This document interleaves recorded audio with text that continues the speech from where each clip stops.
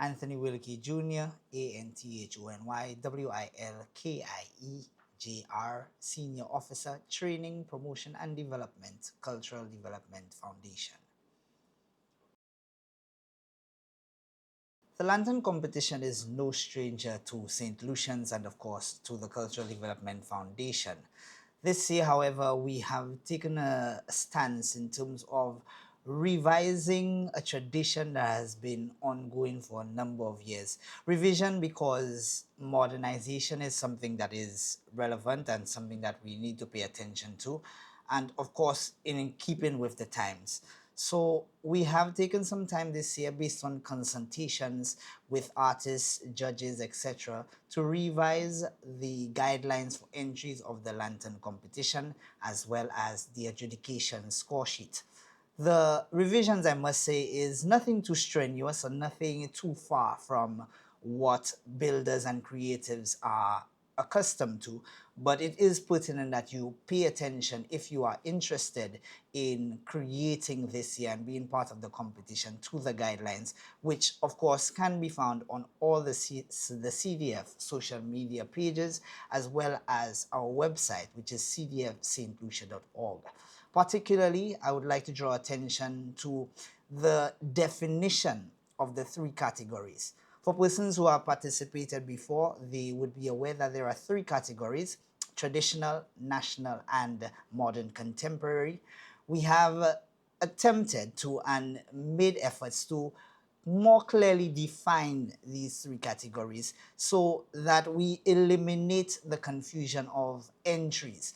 This is one of the issues that the judges have indicated that has been a long-standing issue, and therefore clarity and clarification on what those three criteria are and what your lantern should portray to be entered under the various categories would require. So therefore we have made efforts to redefine or more clearly define these three categories.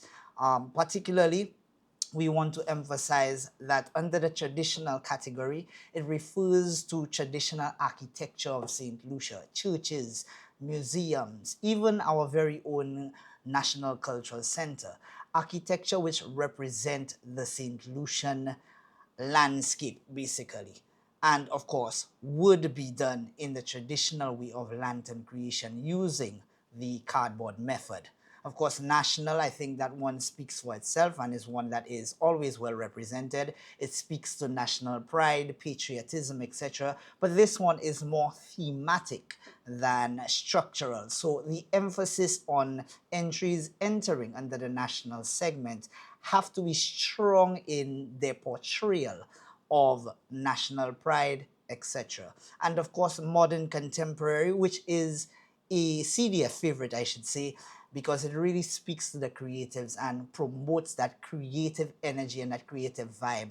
And of course, we do appreciate the traditional, but we want to ensure that persons tap into this modern contemporary in the hopes of using more alternative materials, eco-friendly materials, pushing the boundaries of what your creativity is. So instead of the usual four walls, do something abstract, do something different, something more lifelike. But of course, remember that it is a lantern, so the lighting element under all three of these categories are paramount to your lantern being a successful entry in the lantern competition. Additionally, under the revision, we found it vital to eliminate the restriction of the dimensions of the entries of the lantern competition. However, we think that the focus should remain on the portability aspect of the lanterns. So in other words, persons are free to create lanterns of all shapes and sizes as long as you maintain this ideal that it can be carried by one person. And that is very important because, of course, we want to see all the lanterns portrayed in our lantern parade come December 12th as part of the Festival of Lights ceremony.